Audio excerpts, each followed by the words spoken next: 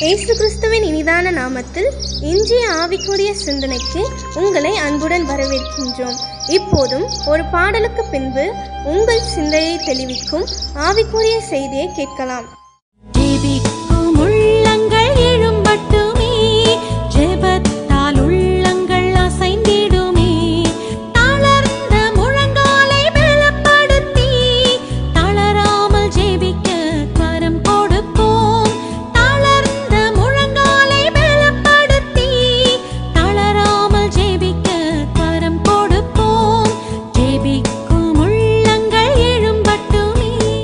ஆண்டவர் இரட்சகரமாக இயேசுவின் இனிதான நாமத்தினால் உங்களை வாழ்த்துகிறேன். இந்த நாள் நம்முடைய ஆவிக்குரிய சிந்தனைக்காக அப்போஸ்தலர் நடவடிக்கைகள் 12ஆம் அதிகாரம் 12ஆம் வசனத்தை நான் வாசிக்கிறேன்.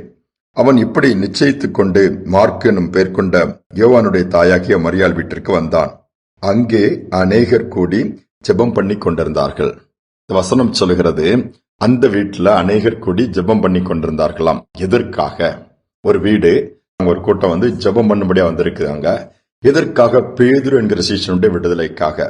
பேதுருவை ஏரோது ராஜா அரெஸ்ட் பண்ணி அங்க ஜெயில போட்டாரு. அடுத்த நாள் காலையில கொல்லப்பட வேண்டும். இதுதான் நியமித்த காரியம். ஆனால் பேதுரு கவலைப்படாமல் தூங்கிக் கொண்டிருக்கிறார். அவர் மரணத்தை குறித்தோ எதை குறித்தும் அப்போஸ்தலர்கள் பயப்பட்டதில்லை, பயப்பட போகிறதும் இல்லை. அதுதான் வேதமும் சொல்லுகிறது. ஆனால் ஒரு கூட்டம் பேதுரு விடுதலை பண்ணா நல்லா இருக்குமா, பாதுகாக்கப்பட்டா நல்லா இருக்குமா என்ற ஒரு பாரத்தோடு ஜெபிக்கிறாங்க. கர்த்தர் அந்த ஜெபத்தை கேட்கிறார். பாருங்கள், சிறு கூட்டம் தானே, ஒரு வீடு தானே, இங்க என்ன ஜெபமணி நடக்க போகிறது? அநேக நேரம் அதைத்தான் நாம் அற்பமாக எண்ணி விடுகிறோம். எங்க 2-3 பேர் கூடி ஜெபித்தாலும் அங்க இயேசு இருக்கிறாரா?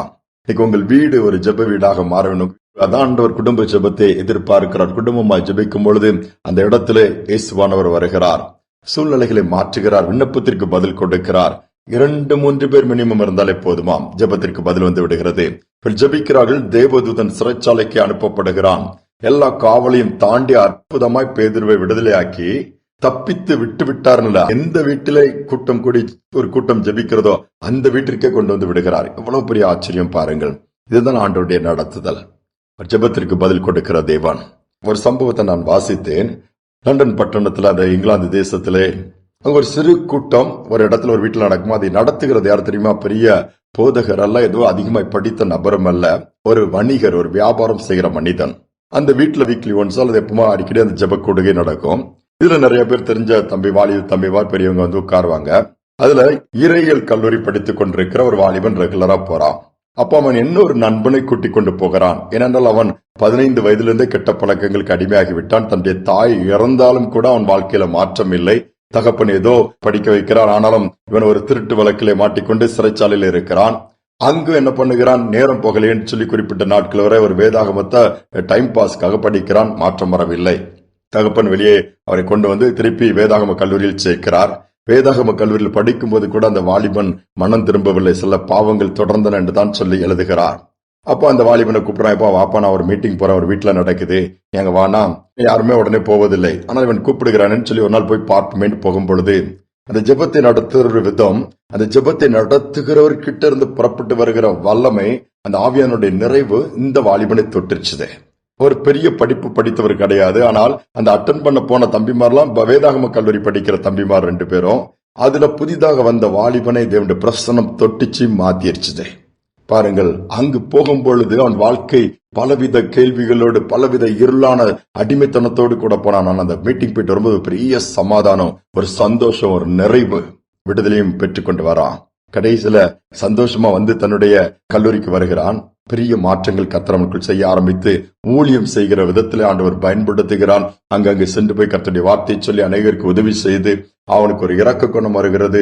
அனாதைகளை பார்க்கும் பொழுது ஒரு கரிசனை வருகிறது. நாட்கள் போக போக கர்த்தர் அற்புதமாய் சரியான பாதையில் நடத்த ஆரம்பித்து பயன்படுத்த ஆரம்பித்தார். அவர்தான் பின் நாட்கள் வல்லமையாய் பயன்படுத்தப்பட்ட ஜார்ஜ் முல்லர் என்கிற தேவனுடைய ஊழியக்காரன். ஒரு வீட்டு கூட்டம், அது ஒரு வியாபாரி நடத்தின கூட்டம். அங்க எவ்வளவு பெரிய மாற்றம் ஏற்பட்டிருக்கு பாருங்க. பெரிய ஊழியக்காரனை உருவாக்கிடுச்சு. இன்னைக்கு நாம சில காரியங்களை விசுவாசிக்க யோசிக்கிறோம், நம்புறதுக்கு யோசிக்கிறோம். செய்யும் போது கூட திருப்தி இல்லாம ஏதோ ஒரு சின்ன ஜெபம் நடத்துறோம், ஏதோ ஒரு சின்ன கூட்டத்துக்கு போறோம், ஏதோ ஒரு சின்ன ஊழியம் செய்யறோம்னு நினைக்கிறோம். இல்லை, தேவன் அங்கு இருந்தும் வல்லமையான ஊழியர்களை, வல்லமையான மனிதர்களை உருவாக்க முடியும். ஏனென்றால் நம்முடைய தேவன் பெரியவர். அந்த ஜெபங்களுக்கும் வல்லமை உண்டு, பதிலை கொண்டு வரும். அதனால் சோர்ந்து போக வேண்டாம். 2-3 பேர் கூடியாவது ஜெபியுங்கள். யாராவது பிரச்சனையில் இருக்கிற, அல்லது எனக்கு இது பிரச்சனை, இந்த விடுதலை கிடையாது, எல்லா பக்கம் அலைந்து திரிந்து விட்டேன், ஏன் 2-3 பேர் சேர்ந்து அந்த காரியத்திற்கு ஜெபிக்கும் பொழுது சுகம் உண்டாகும், விடுதலை உண்டாகும், அற்புதமா நடக்கும். ஆண்டவருடைய கரத்துல தாழ்த்தி ஒப்பு கொடுப்போமா? ஜெபிப்போம். எங்கள் அன்பின் தகப்பனே, இந்த புதிய நாளின் காலை நேரத்திற்காக நன்றியோடு துதிக்கிறோம், ஸ்தோத்திரிக்கிறோம் அப்பா. எந்த ஒரு காரியத்தை நாங்கள் அற்பமாய் எண்ணிவிட முடியாதப்பா. சின்னவனை நீர் 1000ஆய் மாற்றுகிற தேவனப்பா. அற்பமான ஆரம்பத்தை அசட்டை பண்ண முடியாது, ஏனென்றால் அதனுடைய முடிவு சம்பூர்ணமா இருக்கும் வார்த்தை சொல்லுகிறது. ஒருவேளை எனக்கு சோர்ந்து போய் நான் என்னத்தை செய்ய முடியுது, என்னால் தான் ஒண்ணுமே செய்ய முடியவில்லையே, நான் அப்படியேதான் உட்கார்ந்து இருக்கிறேன், ஏதோ ஒரு சின்ன வேலை தானே செஞ்சுட்டு இருக்கிறேன், சின்ன ஊழியம் தான் செஞ்சுட்டு இருக்கிறேன், சிறு கூட்டத்துல தான் இந்த ஜெபம் நடத்திட்டு இருக்கிறேன்னு சொல்லி இருக்கிற பிள்ளைகளை நீங்க தைரியப்படுத்தி அங்கு இருந்து கூட வல்லமையான ஊழியக்காரர்களை நீர் எழுப்ப முடியும். அங்கு ஏறெடுக்கிற விண்ணப்பங்கள் கூட விடுதலையும் சுகத்தையும் அற்புதத்தையும், ஏன் செத்துக் கொண்டிருக்கிற அவயங்களுக்குள் ஜீவனையும் கொண்டு வர முடியும். அந்த பாக்கியத்தை இந்த நாளில் இதை கேட்கிற ஒவ்வொருவருக்கும் கொடுங்க.